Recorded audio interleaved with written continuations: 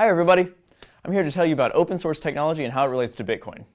When we call a technology open source, what we generally mean is that the instructions for how to recreate the technology are freely available to the public for reconstruction and improvement. So the source, as in the code people write to make software, or the blueprints for how to make hardware, the source is open, as in open to the public. Anybody with an internet connection can see it and modify it if they want. Open source is different from a patent. A patent is basically where you pay the government to enforce a monopoly for you in exchange for making your idea publicly available. Open source is different. You don't pay a government agency thousands of dollars to protect your open source code. Instead, you just put it up on a website. And if you want, you can put some rules about how to use it in a license. But don't expect to be able to enforce anything. So what's the real difference between open source software and closed source software? The important difference is that closed source software, when the consumer gets it, is compiled into a version that no human can effectively read. Only computers can read it, so you don't really know what it does, and you can't easily find out. There are tools to reverse the process, but they generally only work part way. It usually requires a lot of effort to reverse engineer closed source software. Open source software, on the other hand, is generally much easier to understand, since you get it in the same form that it was written in, a human-readable programming language. Of course, not everyone can read code or knows how to run it, so open source does not entirely eliminate the barrier to understanding. But it does significantly lower it, and this benefits everybody, including people who don't know how to code, because it spreads out the trust involved. Whenever you put software on your computer, you're exposing yourself to a risk. It's like opening up your house to a stranger. There could be a virus on that software, there could be something that spies on you, there could be all kinds of things. Using open source software alleviates some of that risk. Even if you can't read the code, the fact that many people can makes it more likely that malicious software will be spotted and announced by somebody.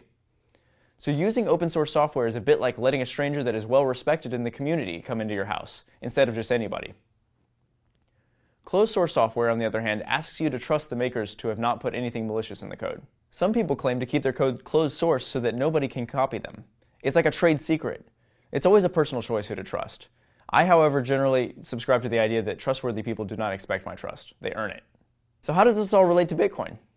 Bitcoin is open source software, so anybody can look under the hood and see how the Bitcoin system works. This is tremendously different from the current system. For many years, you basically had to go to college to even get a simple explanation of how the financial system works.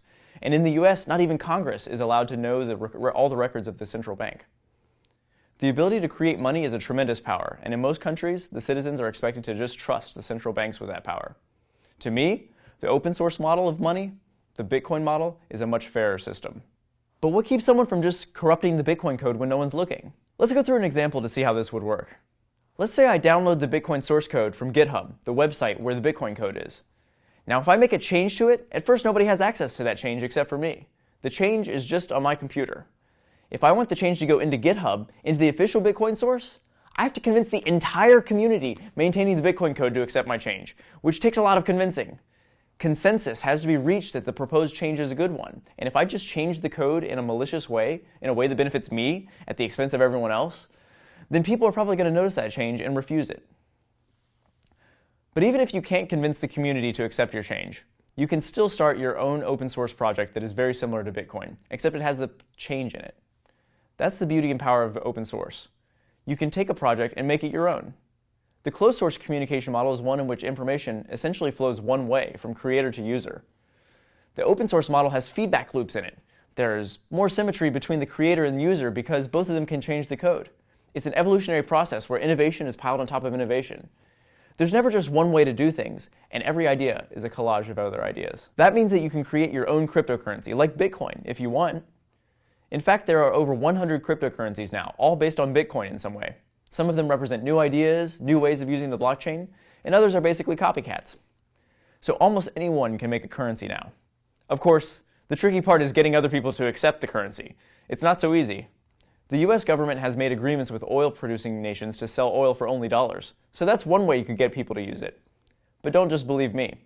Google petrodollar if you're interested. If you want to become a member of the community that maintains the Bitcoin source code, so you can participate in the decisions, you can start by reviewing the changes to the code that others are proposing and commenting on them. If you learn how to code, you can also propose changes yourself. Authority in the community is based on reputation, so if you have lots of good ideas and things to say, people will start respecting and recognizing you, and your voice will carry more weight. It's called a meritocracy, a system where authority is based on merit, on reputation.